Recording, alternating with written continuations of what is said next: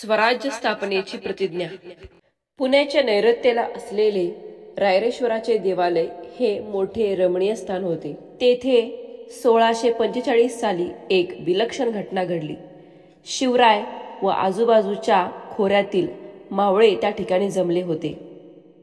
कसली खलबत ते मावळे शिवरायाबरोबर करत होते। श्री शंकरापाशी कोणते मागणे ते मागत होते।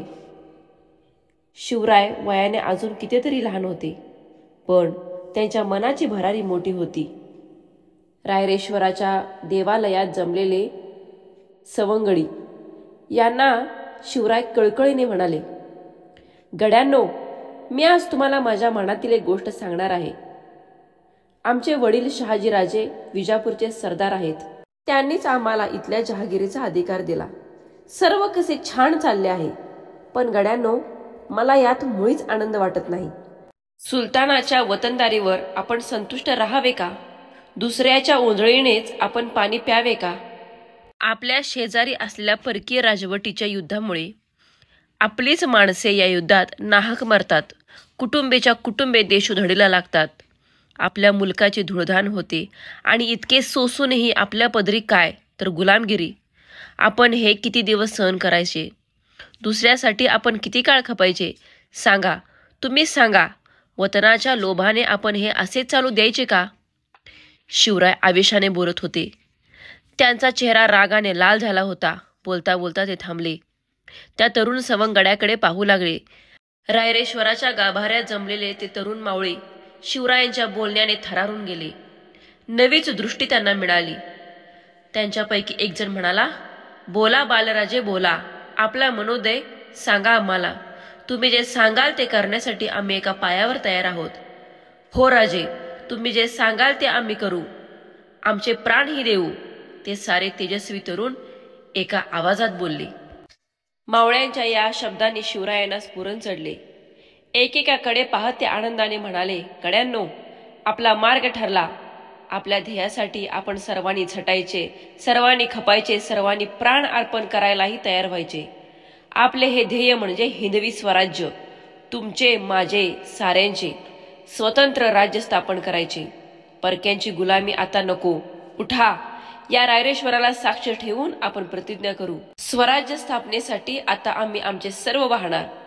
सारे मंदिर शिवरायांच्या शब्दांनी घुमू लागले। हिंदवी स्वराज्याच्या रूपाने हे राज्य व्हावे असे श्रींच्या मनात आहे। श्रींचे मनोरथ आपण पूर्ण करूया। शिवराय शेवटी निश्चयाने बोलले। रायरेश्वराच्या देवालयातून सारे मावळे बाहेर पडले, ते स्वराज्याच्या आणाभाका घेऊनच।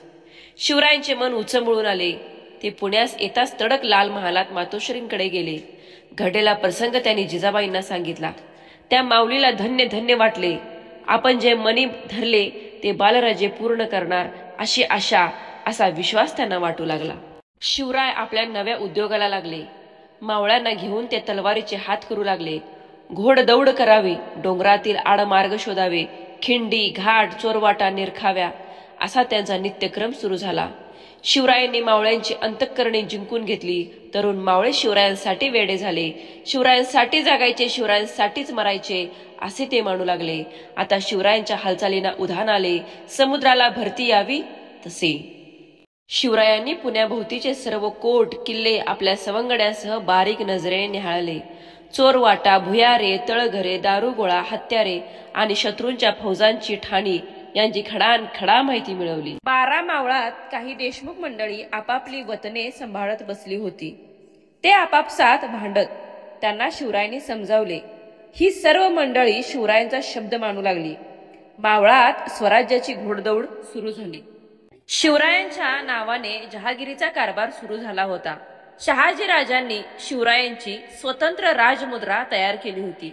ती मुद्रा अशी: प्रतीपचंद्र लेखे व वर्धिष्णुर्विश्ववंदिता सहस्नो शिवशैषा मुद्रा भद्राय राजते। प्रतिपदेच्या चंद्रकलेप्रमाणे वाढत जाणारी आणि साऱ्या विश्वाला वंद्य होणारी अशी शहाजीराजाचा पुत्र शिवाजीराजे यांची राजमुद्रा लोकांच्या कल्याणासाठी आहे, असे सांगणारी ती राजमुद्रा म्हणजे स्वराज्याच्या स्थापनेचा संकेतच होता।